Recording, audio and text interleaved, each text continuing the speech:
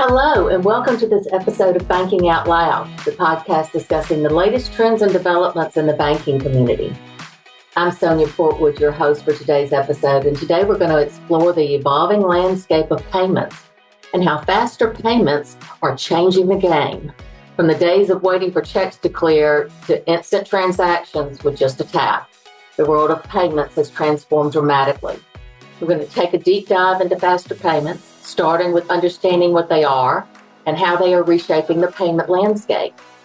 I'm joined by three payments experts who will discuss strategies for implementing faster payments and will also highlight the importance of getting started and the implications if you don't. Thank you so much for joining us today. And as we unravel these complexities of faster payments and provide insights into navigating this rapidly evolving landscape in banking. Our first guest today is PCBB's own EVP and COO, Sheila Noll. Sheila has nearly 30 years in banking leadership. She leads PCBB's payment strategy.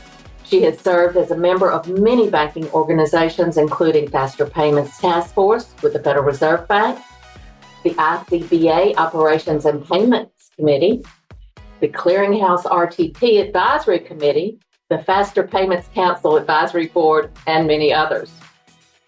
She is also very active in banking education, where she currently serves on the Graduate School of Banking in Colorado as a trustee and was a former chair of the GSBC Banking Alumni Board. With that, I'd like to turn the microphone over to Sheila while she introduces our other guest. Thank you, Sonia. So all of that is just to say I'm a self-professed payments nerd or geek, whatever word you want to choose. Definitely something that is near and dear to my heart. And again, yes, I have almost 30 years in correspondent banking, assisting community financial institutions thrive in our increasingly changing environment. And there's not much changing more than payments these days. So great topic for us to be discussing. And PCBB has definitely continued to be in the forefront of the payment space as it relates to faster payments. We were early adopters, working really hard to prepare our financial institution respondent clients for this brave new world. And we've been very fortunate to have some incredible partnerships along the way, one of which is our partnership with the fine folks at Fiserv. And so I'm very excited to be joined by a couple of just really stellar individuals in the space relative to payments and all things supporting community FIs. So with that, I'd like to introduce Justin Jackson with Fiserv and Paul Sullivan with Fiserv. So Justin, if you wouldn't mind getting us started with a little bit of your background, we'll start there. Absolutely, Sheila. Thank you. I can't agree with you more about payments being super exciting. That's why I've been in this space for a while. I lead our enterprise payments team. I've been part of Fiserv's family for about 22 years at this point, leading a number of different aspects of our business around client communications and product management and bill payment. These days, the teams that I lead and work with most, we build the infrastructure of payments. We process huge volumes of transactions and tremendous sums of money through all different clearings, whether you're talking domestic or international, whether you're talking ACH or instant, FedNow, TCH, RTP, lots of different things that are happening that collectively roll up under that umbrella of the infrastructure of payments that me and my teams manage. And we partner with my buddy, Paul Sullivan, who's here as well. Paul, you want to say hi to the crew? Yep, sure. Thanks for having us. As Justin said, we're involved with the payments business at Fiserv overall. My role is in sales and supporting our client base. And we support Justin's business, which is covering multiple segments within the industry. We go all the way from community banks up to large global banks and support payments infrastructure products and some other products that are aimed at helping institutions deploy Treasury services. So we operate globally. We have some resources in Europe as well as a heavy concentration in North America. So Sheila, if you're interested in talking about instant payments in particular and the development of payments over time, where we've come from, what we're doing, what's important to the market, I think you've probably got the two right people here, and really excited that you had us here as part of the conversation today. Excellent. Thank you so much. I couldn't agree more. Appreciate you joining us. This is an exciting time. There is so much to talk about, but maybe we start with what is faster payments? Because believe it or not, there are still those out there that are trying to just grapple with what is this? Or, you hear faster payments, you hear instant payments, you hear real-time payments. What does that mean to the industry? And although some are coming quite along in that, others are still trying to figure that out. So who would like to tackle that one? Just giving a base definition. Justin, you want to take that? Yeah, absolutely. So when I think about faster payments, what do I think of? I think of some attributes that are pretty commonly shared. I think of, first of all, speed of delivery, right? It's right there in the name. It's not something that's happening overnight or in 3 days or in 5 days. This is a transaction that's going to occur very rapidly, in many cases, almost instantaneously. And so you hear that term, faster payments, often used interchangeably with instant payments or real-time payments. Many of these instant payments capabilities share another attribute in the form of guaranteed credit. If you think about ACH and how it functions, often a debit transaction could be returned. You could think that you've got money in hand and find out a couple of days later, a couple of weeks, in some cases, depending on the rules, even a couple of months later, that transaction that you thought cleared, it really didn't. In a lot of cases, these faster payments, clearings and capabilities, the different networks that support these are delivering a guaranteed credit transaction that once it's cleared, it's pretty well final. There's really limited exceptions on when it can come back. The speed, the guaranteed nature, and then the 24/7 availability of these transaction types is a third main attribute that they share. Whereas things like ACH only process in certain windows each day, or wire windows are only open for certain time periods, most of the faster payments networks, the way they function is regardless of the day of the week, regardless of the time of the day. If an institution's a participant on that network, you're going to be able to send and receive money with account holders at that institution. Those three attributes, in my mind, really set faster payments capabilities apart from what we traditionally thought of when we think of electronic or even paper transactions. Yes, couldn't agree more. That was very well explained. And I would add on what's interesting about payments in the US is that we tend not to sunset or do away with old payment systems. We tend to find use cases continue to exist, and certainly see that on the ACH side of things. But what's really coming to fruition, really in these early days and what's to come, is pretty amazing with the instant payment side of things. That guarantee of that payment, that instant availability of those dollars, the instant settlement of those dollars is what is very unique to what we're talking about today. Would you have anything to add to that, Paul, relative to kind of how the U.S. industry looks at payments today versus maybe where we're headed? Yeah, so what Justin said is a really good definition of the way the market is thinking of instant payments. What I found interesting when I first got exposed to it is instant payments as a concept globally has been around for years and years. The first system was deployed in Japan in the early 70s. So in the US market, we're talking about things that are new and new to the institutions that are figuring out how to move forward. But many other countries have implemented these kinds of systems, and they're deployed in several geographies right now successfully. I think that, for instant payments, the big things that are different, you pointed it out. So we introduce new things, but we don't sunset anything. But real-time payments or instant payments are really different. Justin mentioned a couple things. One is that fundamentally, you're operating now in a different model. You're operating 24/7 by 365. So that's a really challenging SLA that is unlike anything that's come before it. There's certainty of the payment. So, these are good funds models. The sender sends a payment. It can't be revoked. It's a credit push model, which is very different than the existing payment systems that are out there today. And also, we can talk about it a little later, but the models that are in place today in the US, both RTP and FedNow, are based on a standard called ISO 20022. And that affords some differences in the market, and it opens up opportunities for the future. And how the banks and the credit unions are going to deal with those opportunities is still being thought through. But there's some really big differences between instant payments and sort of what was before it. I try to think of it as it's a new payment rail, but really if you get creative and you're try to think a little more deeply about it, it's going to be a new way of doing business. And that's where people, I think, need to focus. Oh, absolutely. And you touched on ISO 20022, Paul, and the new format and that global standard that is evolving. I know ISO 20022 has been around for a little while, but we're now making our way again globally to adopting that standard or various flavors of that standard so that cross-border can communicate effectively. That's very important to PCBB. We provide a tremendous amount of cross-border payment activity on behalf of our clients. So it's something we stay very close to.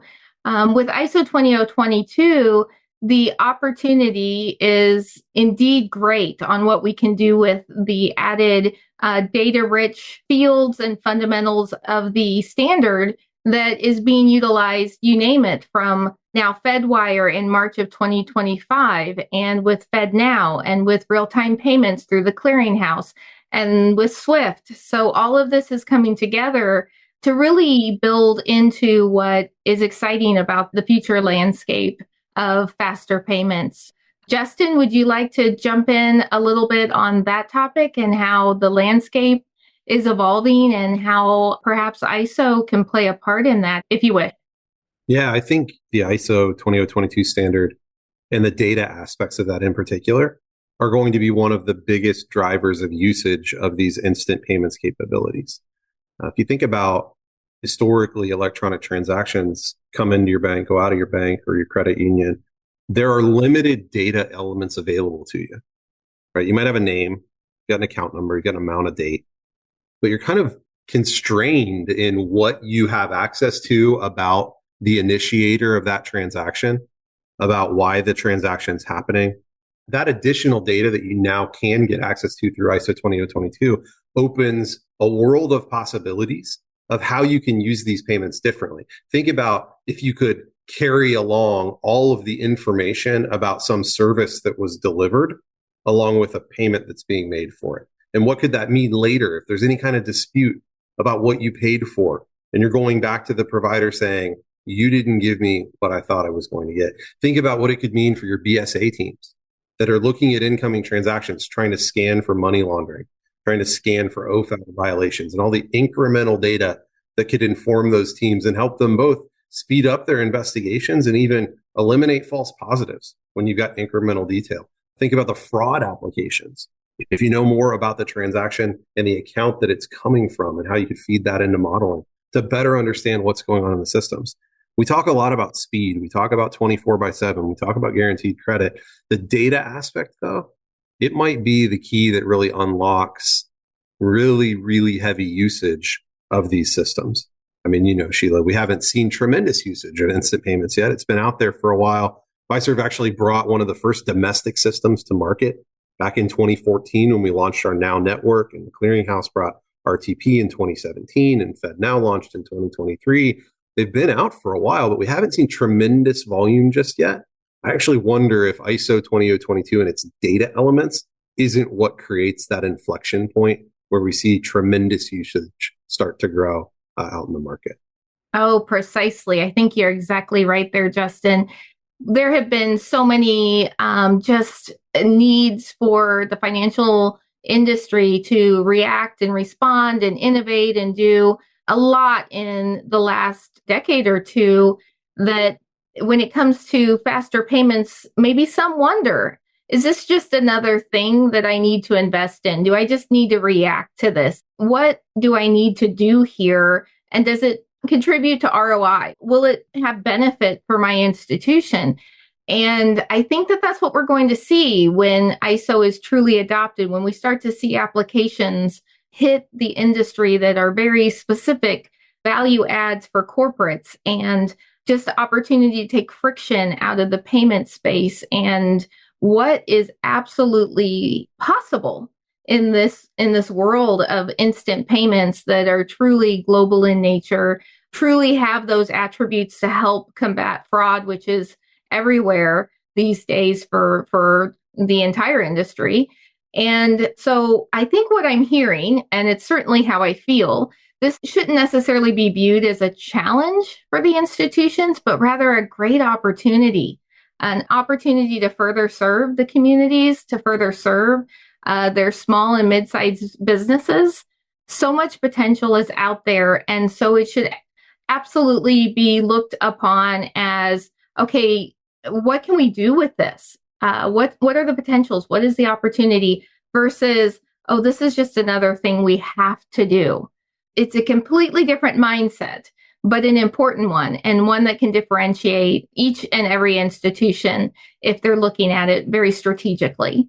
So anything to add, Paul or Justin, on that topic? Yeah, I'll jump in if I can, and then I'm gonna tap on Paul to say something.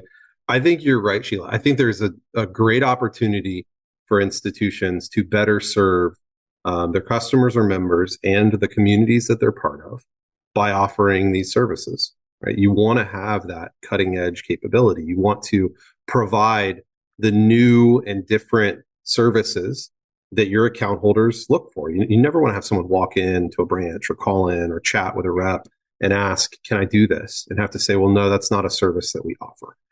You always want to have those capabilities. We've seen a lot of adoption of the instant payment networks from that perspective. Both networks have hundreds of institutions live. Fiserv has hundreds of institutions live, both on TCH and on FedNow, and then thousands on our Now network. So we've seen institutions embrace that idea. I can do something cool. I want to be part of this, and they launch. But it's not lost on us that we also get the question sometimes, the second part of what you said of, is this something I need to do? There's some institutions out there that are still wondering, is this actually important to me? Is it something that I should jump in on? And I think it's a really obvious answer of, yeah, you need to be part of this game. Clearly, I'm a little biased based on what I do, right? But I think it's a really obvious answer there. And I'm going to tap on Paul because Paul has a good story. It's something he ran into where people were signing up for accounts with a fintech, and how that affected the institutions and the impact that ultimately has on the institutions who might be listening in today. Yeah. So, I mean, first of all, in terms of just the overall, what you're getting at, Sheila, is what's the business case? If I'm the bank or the credit union, I'm looking at a lift to implement new technology that's payments related. And the question becomes, what's the user experience? How am I going to fund this? How am I going to operate it? So we buy a lot of research, and the research we have suggests that there are new market entrants coming in, providing services to clients that possibly would have been clients for the bank or the credit union. And there's lots of different use cases. So in the case of like fintechs, what you see is some of them offering consumer cash outs. So I'm a consumer. Let's say I drive for some kind of a service, or I'm in the food delivery business and I'm out there, making deliveries, and I want to cash out at the end of the day. And I want to press a button on the app, and I have an account at that particular service, and I want to say, okay, send it to my checking account at my bank or credit union. When I press the button, if that bank or credit union is not reachable, the message I'm going to get is, sorry, your institution doesn't participate. Here's a list of institutions that do. So really, if I'm the bank or the credit union, I need to get into that market if I don't want my members or my clients getting negative messages that I'm not part of a network. And so there's different ways the banks and the credit unions can get into the market. But overall, I think people need to be aware that many of the large banks in the country are participating and driving the market. And there are fintechs that are really important that are driving demand. And I think it's going to be a business case that can be made around retention and deposit gathering as a start to go forward with some of these products and services. That's really meaningful when you talk to credit unions and community banks, especially. Yeah, it blew me away the first time I heard it, because when I take a step back and I think about what's happening there, your account holder is sitting at a fintech saying, I want to get my money out, regardless of why my money's there. Maybe I received a personal payment from someone else. Maybe I want to bet on the Super Bowl. Whatever the reason is, I've got cash and I want it pulled out into my checking account. My institution's lack of participation just funded an ad campaign for the competition. Yeah. right? I'm being encouraged by that fintech to leave my bank and go somewhere else. So some fintech is putting a message out there to thousands of clients that says, your bank doesn't participate. Here's a list of guys that do. Like that's not where you want to be. That's not the use case you want. Yeah. So back to your core question, Sheila, 110% agree with you. The real reason to participate here is the opportunity that it represents to be part of the shift to real time. We don't know when the inflection point's going to come. It could be 3 months. It could be 3 quarters. It could be 3 years. It's going to happen at some point. We don't know when. Let's be part of that. Let's take advantage of the opportunity. But the back end of it is there is kind of a protective play here too, right? Protect your deposit base. Encourage your account holders to make use of these services and pull more deposits in. And at the same time, take away that tool that the competition might be using to try to gain access to your depositors and steal those deposits away. I think one thing I would add, Justin, our teams that are in the field, we want to be advisory. And we get questions all the time about what's the business case and how should I think of this? And one thing we tell people is you need to think about going into this in increments. You don't have to do everything all at once in 3 months. The banks and credit unions we work with want to think about how do I sort of get the biggest return based on the investment I'm going to make, have the best client experience possible for my particular institution, and go in gradually in a way that makes sense for their own, capabilities and objectives. And I don't think there's a one size fits all. I think you could look at something like ISO and say, hey, this is just compliance. And maybe that's true for the next 24 months. But longer term, what ISO really means is the information and the funds transfer messages travel together. You don't have to tackle that today, but that's where the future will be, is kind of getting into the thought about how do I participate with a minimum investment and then grow from there.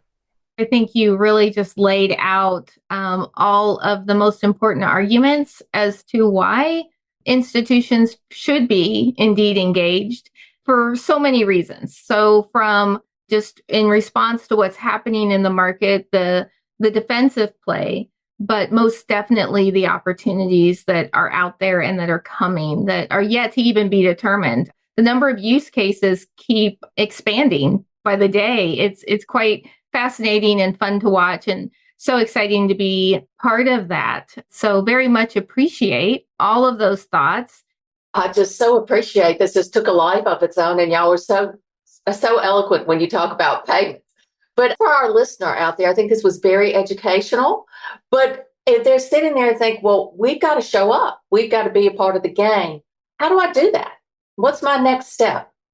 I'll start. And I would say that there is so much value in bringing people together in that conversation, whether you've started the process or whether you're just thinking about it. There is such value in bringing people together. So that's internally. You create an advisory committee that speaks to, okay, what is the best way for us to move forward as an institution?